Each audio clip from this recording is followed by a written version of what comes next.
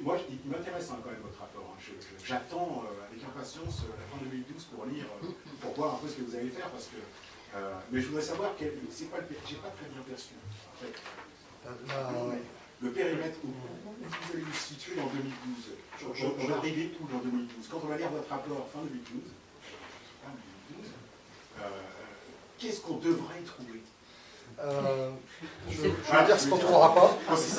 Voilà, je veux dire ce qu'on ne trouvera pas pour vous décevoir un tout petit peu. Et après, je dirais ce qu'on va peut-être trouver. Ce que j'espère qu'on va trouver. Ce qu'on ne trouvera pas, c'est qu'a priori, enfin, sauf si on a des 4, 5, 6 partenaires de recherche qui se présentent dans les 2 mois qui viennent, a priori, comme je vous ai dit, il y a 3 axes de recherche. Il y a un axe de recherche qui dit je pars d'un projet et j'essaye de comprendre qu'est-ce qui influence le projet en tant que tel, en partant du projet. Pour lire des rapports comme celui-là, il faut que nous, on ait franchi 3 étapes. Une première étape qui est faire ce qu'on va appeler la revue de littérature, tout ce qui va autour. Après, la deuxième étape, c'est formaliser un modèle. Et la troisième étape, c'est l'enquête. Parce que le modèle dit, pose des variables, dit, nous appuitons que, après nos lectures, après, etc., nos observations, nous pensons que telles variables sont capables d'expliquer telle variable.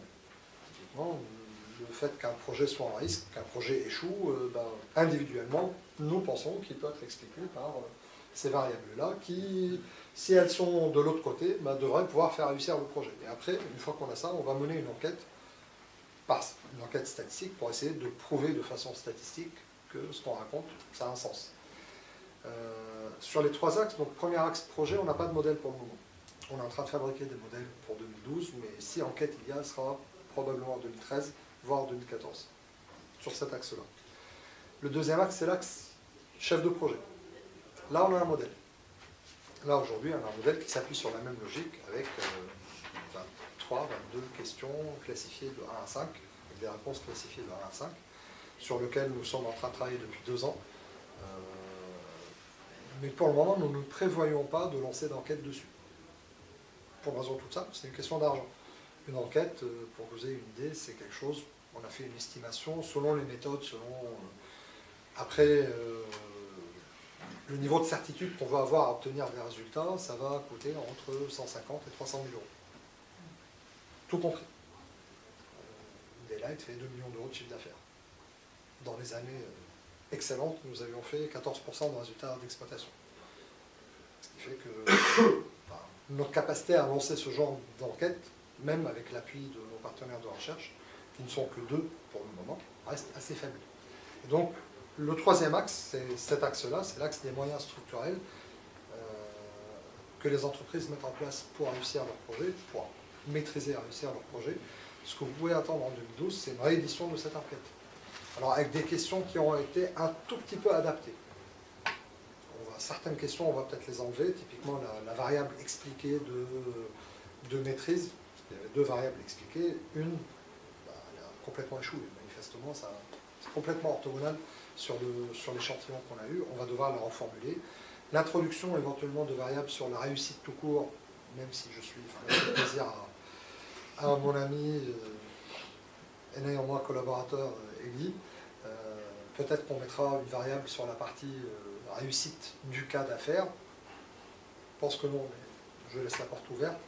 Ça va être de l'ajustement à la marge. On va pas, si vous voulez, on ne va pas introduire les 2 autres axes dans cette enquête-là, c'est pas possible. C'est une autre enquête. Vous allez approfondir, vous allez fiabiliser. On va essayer, surtout, très honnêtement, moi, avec les mêmes questions, si on arrive à obtenir 600 réponses, je ne sais pas si vous vous rendez compte de ce que ça veut dire. Ça veut dire qu'on est capable d'aller voir, donc ça reprend la première question posée par Martine, on est capable d'aller voir les ministres, le présidentiel, en disant « Monsieur, au niveau de la France, au niveau de n'importe lequel de vos ministères, n'importe lequel des entreprises françaises du CAC 40, si vous mettez les moyens pour monter votre entreprise de tel niveau à tel niveau sur telle variable, telle variable et telle variable, on peut vous prédire avec une marge d'erreur relativement faible le pourcentage de réussite que vous allez avoir en plus sur vos projets. C'est énorme. C'est absolument énorme si on arrive à ça. Franchement, sans trop jouer avec les questions, enfin, on essaie d'adapter un peu pour éviter les biais, borner le champ, expliciter, parce que c'est vraiment très difficile d'avoir un travail scientifique sérieux, d'éviter les biais, d'éviter les biais des questions, l'ordre des questions. Enfin, je ne vous raconte pas tout le détail, mais l'ordre dans lequel on pose des questions peut introduire un biais. Donc il faut être prudent sur l'ordre dans lequel on pose les questions. Enfin, donc si on arrive à faire ça sérieusement pour la fin de cette année, franchement, on sera très très heureux tous les deux de revenir voir en disant, ça y est, on a la preuve. Non, vous me rassurez, parce qu'en fait, vous avez consolidé ce que vous avez commencé. Effectivement, donc ça, c'est, je disais, chaque fois, c'est un travail. Vous avez fait, mais pas suffisant. Et effectivement, je pensais que, j'ai entendu beaucoup de choses, alors donc je pensais que ça allait un peu partir. Et là, donc, attends, nous sommes des adeptes de la doctrine de concentration des moyens. C'est un objectif, et on va jusqu'au bout dans l'objectif. Tant qu'on ne l'a pas atteint, on ne va pas sauter à autre chose. Par contre, je voulais juste vous dire aussi, et je me suis dit tout à l'heure, ça me paraissait quand même très important, il a parlé de projet, c'est un projet effectivement qu'on a déjà fait 100 fois, on peut refaire, etc., sans avoir maîtrise, etc., ça revient un peu à la maîtrise qu'on dit tout à l'heure. Moi, je voulais juste dire par rapport à ça, à la limite, que vous consolidiez le vôtre, la vie, si je peux me permettre, par rapport à ça, c'est que là, il faut faire, personnellement, je fais la distinction entre un projet et une tâche. On peut maîtriser une tâche, mais on peut pas maîtriser un projet. On peut... Comment ça, on peut pas maîtriser un projet? Comment ça, on ne peut pas maîtriser un projet? On peut maîtriser une tâche, non, mais on ne peut pas maîtriser un projet, je dirais, à son initialisation. C'est-à-dire, à partir du moment où on doit lancer ce projet, la décision est prise, stratégiquement parlant, de lancer ce projet, d'accord? En fait, aujourd'hui, à ce moment-là, on ne le maîtrise pas. On ne le maîtrise pas encore. On va faire en sorte de le maîtriser, mais on ne le maîtrise pas encore. La décision stratégique est prise par rapport à des études, etc., mais on ne le maîtrise pas encore. Là, je suis d'accord avec vous. Il faut la phase de contractualisation dans ça. En revanche, une tâche qui est de travailler 77 sur tout le poste de travail, etc. Si les petits postes, effectivement, on va les maîtriser. Moi, j'aimerais bien vous consolider en fait votre position sur le rôle, je dirais, par rapport à ce que vous avez dégagé, des chefs de projet, vis-à-vis, je dirais, du niveau stratégique. Où se positionne-t-il par rapport à ce niveau stratégique? Parce que j'aimerais bien avoir votre sentiment. On pose cette question de façon indirecte. Enfin, on la pose sur plusieurs variables de façon indirecte.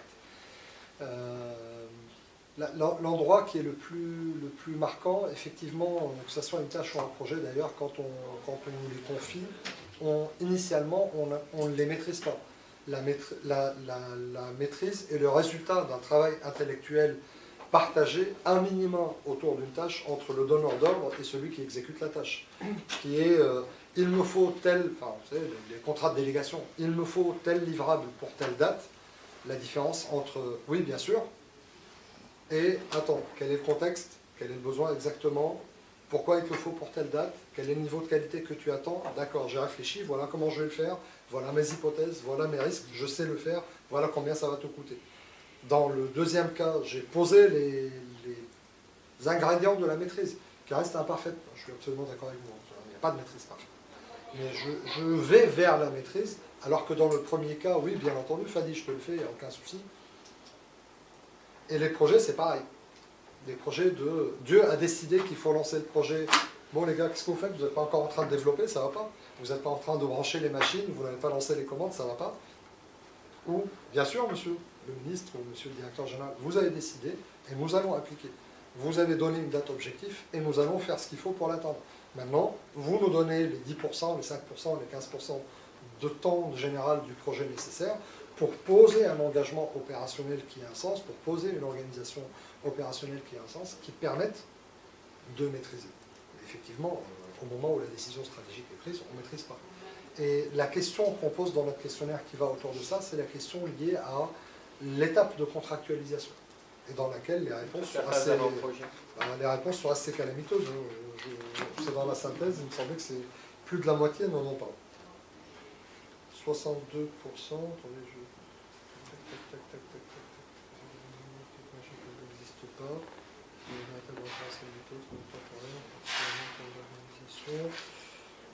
Hop, j'ai pas ça. Je vous donnerai le détail, mais c'est assez significatif. Mais on lance. Justement, moi, je rebondis là-dessus, parce qu'il y a quand même un aspect dont on n'a jamais parlé, qu'on n'a pas parlé ici. C'est donc ce qui est valable pour le processus. Comme je dis, bon, les processus sont surtout des produits, des processus. Il y a des hommes, il y a aussi des partenaires. On a parlé effectivement aussi de la capacité des hommes, donc je veux dire par là, derrière c'est sous-jacent l'empowerment, c'est sous-jacent le leadership, etc. Mais un autre aspect dont on n'a pas parlé, c'est la culture d'entreprise, qui me semble extrêmement importante. Et quand vous parlez de dire il n'y a pas eu d'engagement, etc., quel est l'impact de la culture d'entreprise? C'est quand même la culture d'entreprise qui est souvent pas là. Il y a des cultures d'entreprise qui sont extrêmement réactives. Vous avez des entreprises qui sont extrêmement secrètes. Il y a des entreprises qui, au contraire, sont totalement ouvertes. Il y a des entreprises qui mettent en compétition les gens à l'intérieur pour pouvoir obtenir plus vite les résultats. Il y en a d'autres qui préfèrent embrigader, parce que là, on tient sur la masse, on est performant par rapport à la masse. Il y a tout ce genre de choses.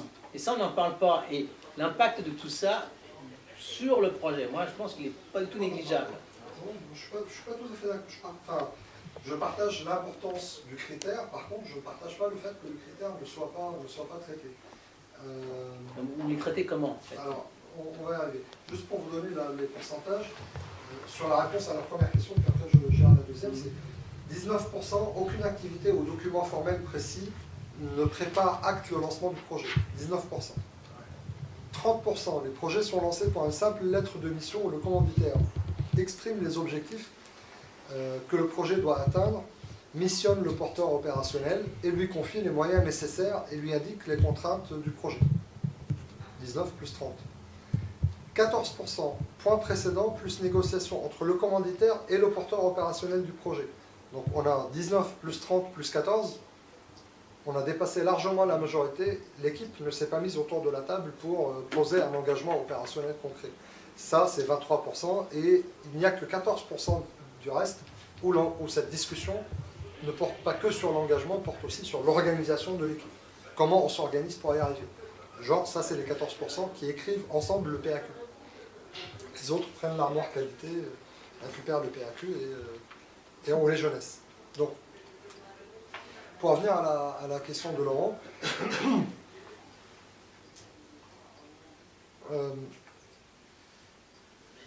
une des difficultés de notre travail, c'est de décortiquer toutes les variables qui peuvent avoir un sens et les ramener à des variables plates, à un seul niveau. Typiquement, là, on est dans le cas typique d'une variable à un niveau, parce que la culture d'entreprise, ça, c'est l'histoire, c'est la personnalité du dirigeant. On rentre dans des modélisations impossibles à traiter à notre niveau. Ce qu'on a fait, nous, c'est qu'on a essayé de voir quelles sont les conséquences de cette culture d'entreprise. Un des axes, par exemple, dont on a déjà parlé, matérialise les conséquences, c'est comment l'entreprise voit son chef de projet. Et ça, c'est profondément une problématique. Enfin, c'est une question de doctrine et de culture. Quand l'entreprise dit « Tiens, Paul, tu passais par là, j'ai un projet, prends le projet », ou l'entreprise qui, comme Michelin ou Sanofi, Sanofi, depuis 8 ans, 9 ans, ont des personnes de la DRH dédiées à temps plein dans la DSI pour gérer la carrière des chefs de projet. Ça fait partie de la doctrine, ça fait partie de la culture. Culture, travail de l'homme dans la durée. Donc, et nous, on le détecte au travers des questions qui nous semblent directement impactantes. Malheureusement, oui, l'exercice de contractualisation, il n'y a qu'un faut que. Bon, non, attendez les gars, posez-vous, on va poser les choses calmement, etc. On ne sait pas faire du billard à deux bandes quand on fait des questionnaires. Quand on fait des enquêtes, si on veut être sérieux, quand on veut modéliser, si on veut être sérieux, c'est extrêmement difficile de faire du billard à deux ou trois bandes.